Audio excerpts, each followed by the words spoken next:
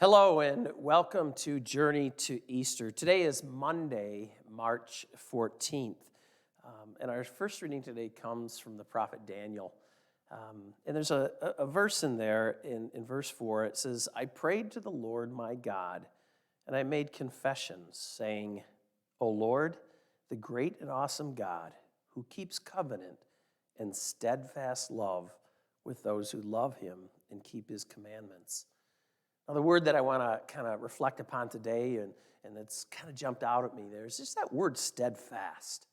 Now, the steadfastness isn't really focusing so much on our steadfast love, but it really is about God's steadfast love. Daniel's just trying to tell us, look, you know what? God is not going to waver. God is strong in his love for you.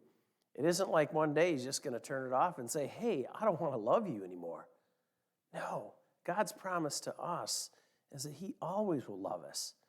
That's the thing. His love is unchanging and unwavering. I know sometimes that's hard to grasp and understand because, it's not always there in front of us.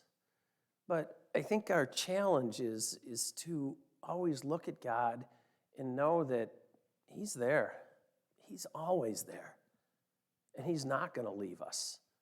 And there's times when we do doubt, and there's times when we do fall away. But yet, we know he's so merciful that he's going to be there. The beginning part of our liturgy, we always start with the penitential rite. And I love that moment because, what are we doing? We're saying, God, there's some times when I know I've failed you, but you don't fail me. So in our journey to Easter, our Lenten days that we go through, we've got to realize how strong that love is, that steadfast love of God. I mean, he has shown us time and time again when we read the stories in Scripture, that he's there, and he's always going to be there. Remember what Jesus said at the end of his time with his apostles. I mean, he said, look, I'm not going to leave you.